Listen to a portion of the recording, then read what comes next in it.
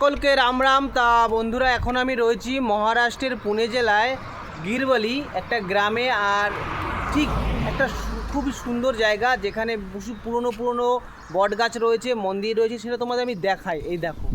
এই দেখো এখানে কিন্তু অনেক পুরনো বট গাছ রয়েছে। আর এখানে শ্রী ভৈরবনাথ মহারাজ মন্দির দেখো। আর এই পাশে কিন্তু রয়েছে সেই মন্দির।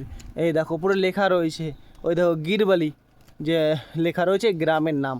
আর শ্রী ভৈরবনাথ মহারাজ মন্দির, তো মন্দির খোলাই রয়েছে। আর এখানে দেখো বিশ্রামের জায়গা রয়েছে, আর কৈলাস এখানে একটু শুয়ে পড়েছে।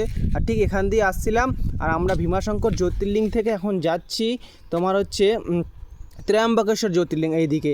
তো আজকে রোদ অনেক দিন পর বন্ধুরা রোদ উঠেছে, মানে উঠতো। আমরা যেদিকে ছিলাম ভীমাশঙ্কর জ্যোতির্লিঙ্গ, সেখানে শুধু বৃষ্টি, 6 মাস ধরে বৃষ্টি, আর আমরাও বৃষ্টির কবলে পড়েছিলাম। আজকে অনেক দিন পর রোদ পেলাম, আজকে প্রচুর গরম। যাই হোক, তোমাদের আশীর্বাদ নিয়ে, ভগবানের কৃপা নিয়ে এগিয়ে যাব।